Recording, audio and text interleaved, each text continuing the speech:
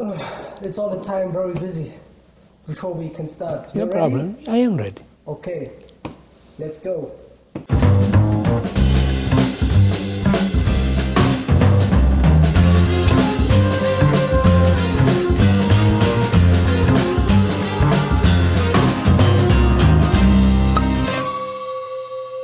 Hi, and welcome here on Pierosini.com, the wine show. And I'm really happy today that you're joining us. It's the first interview for 2012, and I'm really happy that I'm back. Yeah, you're on my homepage, on my blog. Well, we are today in Franciacorta. I'm hosting Maurizio Zanella, which is one of the maybe most important, famous, and successful winemaker of Italy. And yeah, Maurizio, nice to have you here on my show. Oh, it's a pleasure. Thank you to you to give space to Franciacorta, to Ca del Bosco. Okay, so you're right. So you're feeling good? Yes, I'm feeling good. I'm comfortable. Okay. I am not used to have all this equipment around me, but I will try to do my best. I am still a farmer. Okay. So just for the people who don't know you or Ca del Bosco, Yeah. maybe we can go a little bit back into the history. How did you, how you became the head of Ca del Bosco? Or in other words, how did you make your way to be up to this day in this position? You will be a family involved all the time in winemaking, or just tell something about your way? Yeah. So it's a strange story because I never became from a family that own vineyard or from a long tradition. So in Italy, where normally in the old world, Italy, France, Spain, Germany, normally the vine is related to tradition, to a long history tradition. More the wine is known, more behind the wine normally there is history. And my story is a little bit different, because it's more like the New World story. So my family doesn't have any relation to the wine until my mother and my father bought a small farm in order to make a weekend house farm, to have chicken, pigs, tree, and that's easy life for the weekend in order to have good food, natural food, fruit, wine, butter. And the chance was that for various reasons I was sent in this farm in exile when I was 15 years old. So we used to live in Milano, but I was sent in this farm to live alone at 15 years old, and just by chance I want to fall in love or in passion with wine. That's how start my relation with the wine. Now is 40 years ago. So that means that I read about that you studied in France. Yes, then when I was here, so young, I started to give attention to the wine. I studied in France. I travel a lot in France. Yeah. I love, obviously, the Champagne and Burgundy. I study in Burgundy. I study in Bordeaux. But the emotion and the passion without that you need to have if you want to be in this world is born related to France, to Burgundy and Champagne. So how was it? Can you tell something about the spirit of those days when you started to build Ca del Bosco? Because I mean, Franciacorta it's not like the super long tradition like it used to be in Chianti Classico or something else in Italy. Can you just explain something about the spirit? Because I think everything was new. Yes, Franciacorta, in fact, when I start was only 10, 12 years old. Even if he's one of the oldest DOC of Italy, is the number 5 DOC, but have not a long tradition in producing wine, because was started in the 60s to make wine to sell. Before, from 1200 until 1960, the wine was done here, but was just done to drink inside the noble house. Here there is a lot of in the past noble family with the huge palazzi, villa, castelli, that they used to do the wine, but not to sell, not to make a business, just to consume inside their house. So to start to make wine in order to make a business was done in the 1960, 1950. So Franciacorta is very young too. And so is the sum of these two things, probably my passion and a young territory with young rules, in order to project an area and a winery with a combination of situations that make the success of this area, where all the actors that have contributed to play in the Franciacorta movie, they was all very energetic, positive potential with a project. The project was to make an area very respectable of the land, but with rules very strict. In fact, we arrive to make rules in Franciacorta very, very strong, in order that they are the strongest rule in the bubble wine world. Yeah, yeah. Actually, you received DOCG. And then we received the DOCG in 95 with those rules. So the Franciacorta area became something where, to produce this wine, you have to be inside those rules. Then the culture of the wine land became only with the passion, with the philosophy that is behind the man. And the lucky was that it was not only Ca del Bosco to do this, but also other wineries became in the same direction. Then now Franciacorta is not anymore a miracle, but is something that you can touch. So when did you actually found Ca del Bosco, the winery there? The first vineyard was planted in 68. The first cellar was built in the 70. And the first wine was on the market in 72. 72? Yes. I read about that you also engaged Émile Penot, André Dubois, which was the winemaker of Moët Chandon. Which time was it then? Well, Penot was just knowledge, was not consulting, was a relation, but never consulting. Okay.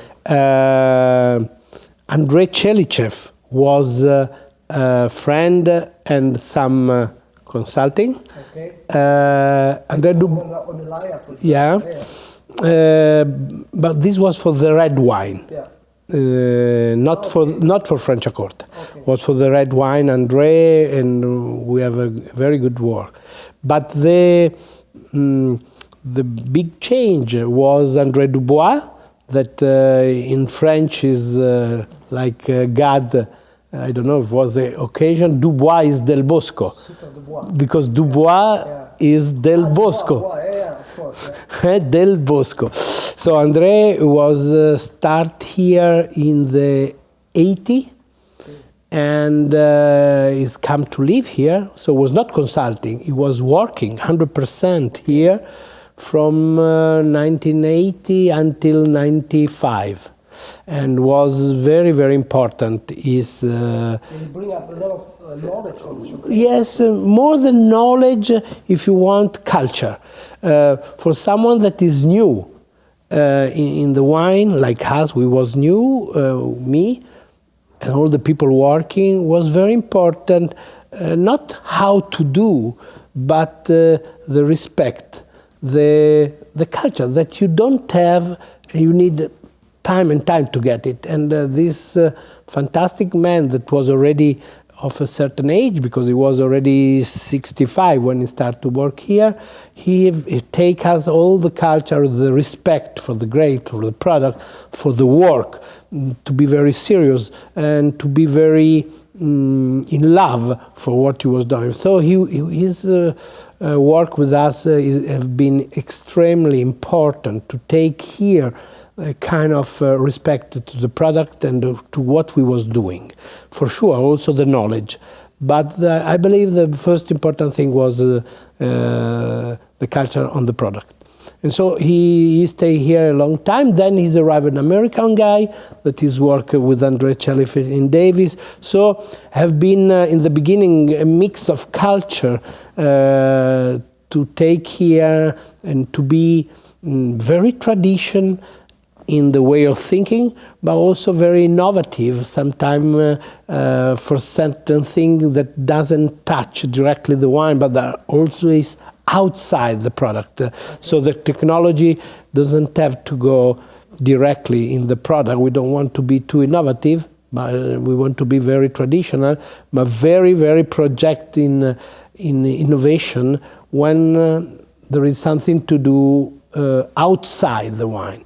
So let me ask you one further question about Franciacorta. Yeah. Regarding the sparkling wine. Because you also produce still wines here, but in this episode we talk about the sparkling wines. What makes Franciacorta so special and so for producing sparkling wines? Can you just bring in some seconds some? Well, I will be very fast. The first thing is that God make a present to us and give us a magic terroir. Yeah. Position very close to the Alps mountain, the soil very stony. So this component, no one can do it. You see it here on the maps. We are at the east side of Milano, Lago di Iseo. Yes. Yeah, you see it here on the maps.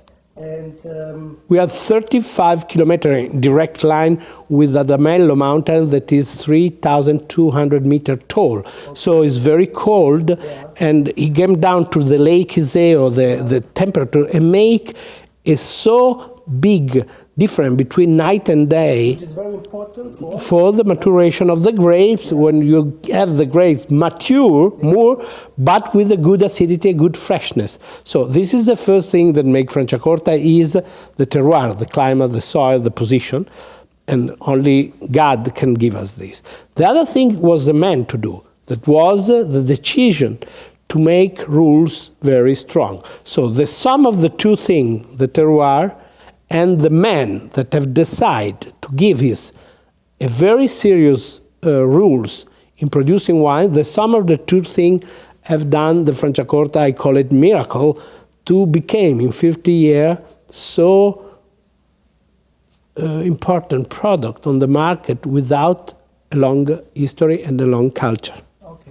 This, in my opinion, are the two key of success of this area. So the first wine will be the Satin Ca del Bosco, which is a vintage 2007. The Satin is aka the Cremant, or was it the Cremant, right? Yes. Yeah, you changed it some years ago, is it right? Yes, a lot of years ago, in order to have a name that in the beginning was a name that Ca del Bosco set up in order to give an idea of a product that is more gentle with less pressure, less aggressive. So Satin remind a little bit the silky. Okay. And that's wine is became now in the DOCG rules with this specific regulation. So for example, you have less pressure inside the wine, less the bubbles are more creamy. Why? Because when you add the sugar to do the second fermentation in a Franciacorta wine, at least to add 24 grams, that is the normal quantity of sugar that you add for each liter of wine. In the Satin, you add from 18 to 20 grams, depending from each different winery. Ca del Bosco add 20 grams in order to have a wine more soft, more silky, more pleasant. Okay. So the grapes which are used here for the Satin. Another rules of Franciacorta is to avoid the use of Pinot Noir. How you know the grapes... Regarding only the Satin? Or? Regarding only the Satin. Okay. So a Franciacorta can be done with must be done, with the three varietals that are Chardonnay, Pinot Blanc and Pinot Noir. Okay, these are the general rules for all Franciacorta. Okay. For Satin, you cannot use Pinot Noir, so you can use Chardonnay and Pinot Blanc. And this wine is 80% Chardonnay and 20% Pinot Blanc. Okay. So let's taste it, or let's have a deeper look on the color. Yes, and on the creamy, you see the mousse is very persistent on the coron that is on the behind, but is very small. And when you will put on your your mouth, or your palate, you will taste how it's creamy. Okay, so let's taste it. You will taste it, I know it. Okay, so it's the color is very beautiful. You have it's like a medium gold, not going to like in a golden direction, but it's from the nose. It's a kind of reductive style. You think so? You agree? Yes, it is reductive because it stays 4 years on the yeast. 4 years on the Yes, because this is a 2.7. It's quite a lot. I mean, it's a long time. It's a long time for a wine. Only done for only high quality. Yes, yes. For the vintage, our vintage wine is the average time is 4 years on the yeast before disgorging. That is obviously a long time. Let me tell you, this one is really, really fragrant. It's reductive. It's really open. You have this typical aromas of bread, of like toasted bread, some hazelnuts, something like this. Yeah, really good. But also some hints of citric aromas, which makes the wine with the freshness, the freshness and minerality, I believe, of the wine of this area.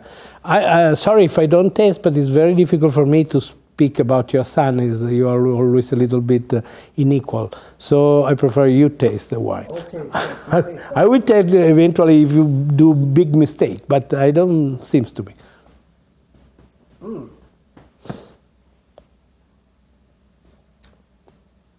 Absolutely. The mousse, it's not so heavy, it's not so strong like you find it maybe in the Franciacorta, but the pelage is really fine, really creamy, and it also shows some ripe aromas as well. Yeah. Yeah. Some like white peaches, some pineapples, but I have more, and some, of course, the combination with hazelnuts and all that stuff. I think it's and it's really soft. Yeah. Yeah. Even though it's not aggressive tannins, really, I think it's you talked about before about gravitation.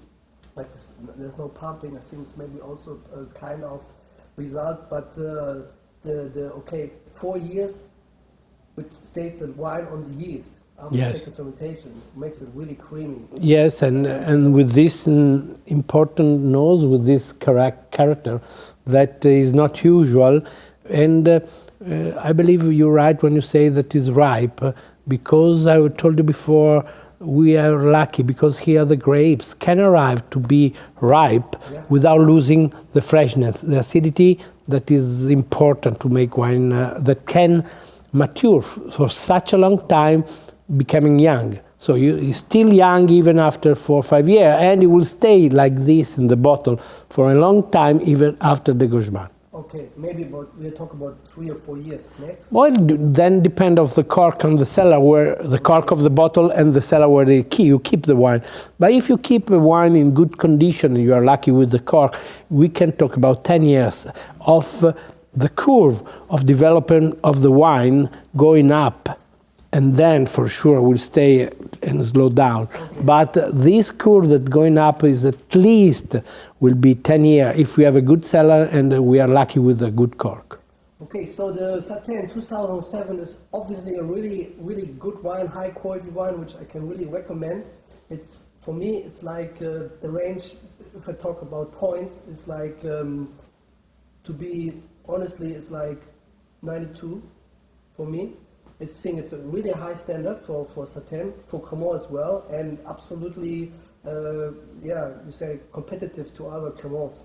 Like this, compliments. Grazie, grazie mille.